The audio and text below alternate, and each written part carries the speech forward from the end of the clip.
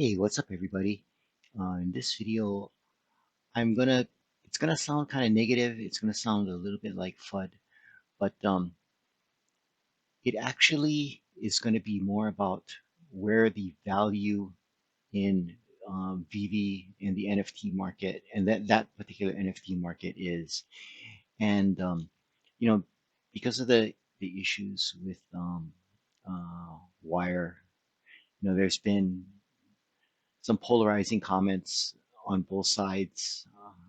I, for one, have been a little bit more on the negative side, saying that it was their responsibility, but that's not what the purpose of this video is about. This because one of the things that has come out again is about this $1.2 billion sales since 2021 number and how VeVe is like a monster company.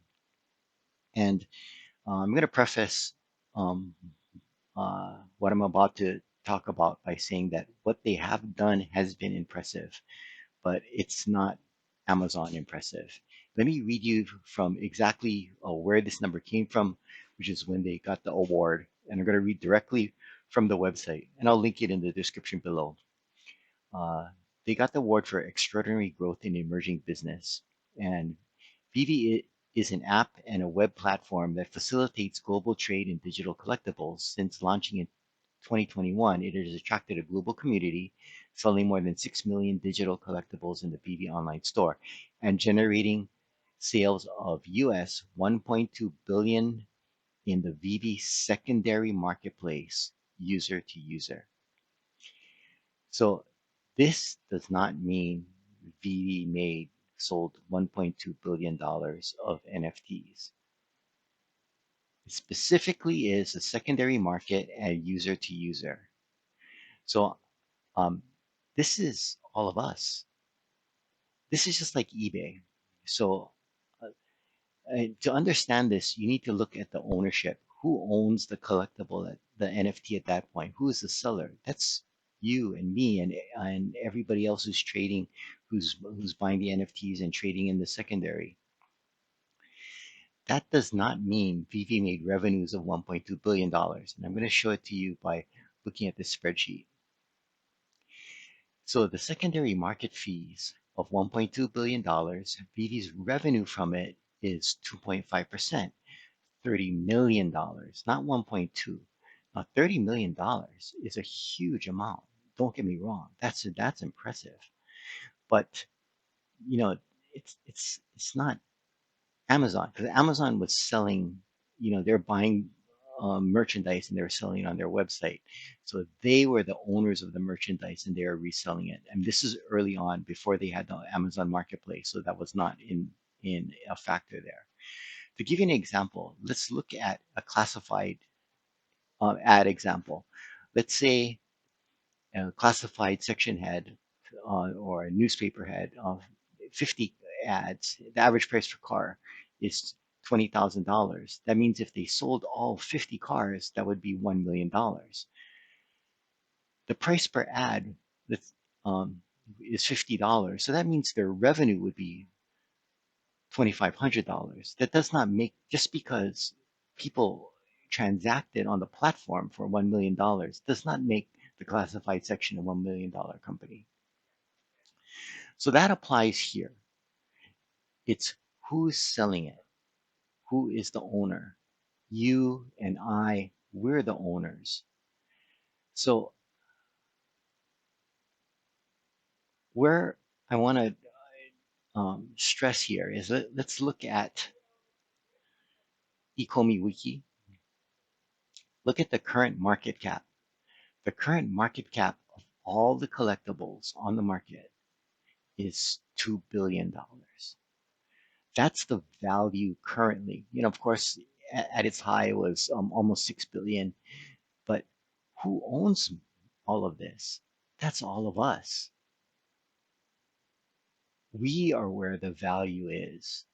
So, whatever happens and it determines, the prices of the collectibles in the secondary market, that's going to affect this number. So, who, where is the value?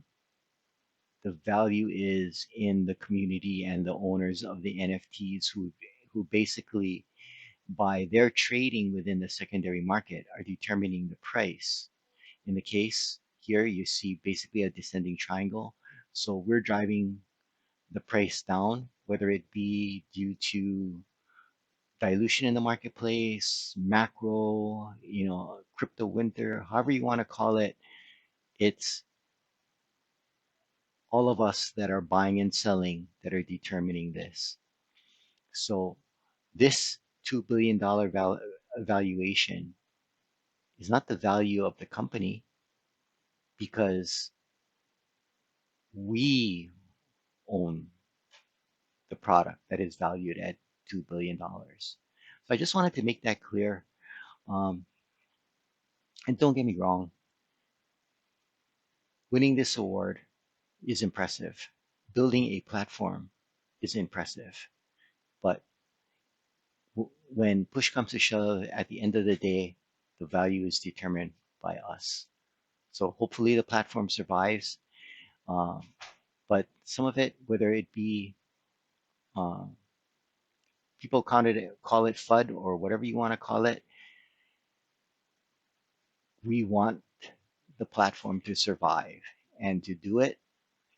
Some there all of us that make up this $2 billion. There are a lot of people in this market who are supporters of crypto, supporters of NFT, have a lot of real world experience in the digital space. So a lot of what's being said is really not FUD. It's we want the we don't want this to go to zero because then we lose everything. So that's my thoughts on that, and that is what this number really is. Again, it's impressive, but the people that are here that are making up the value of um, the market, that is also very impressive. I would say that's actually even more impressive. Thanks for watching, and aloha.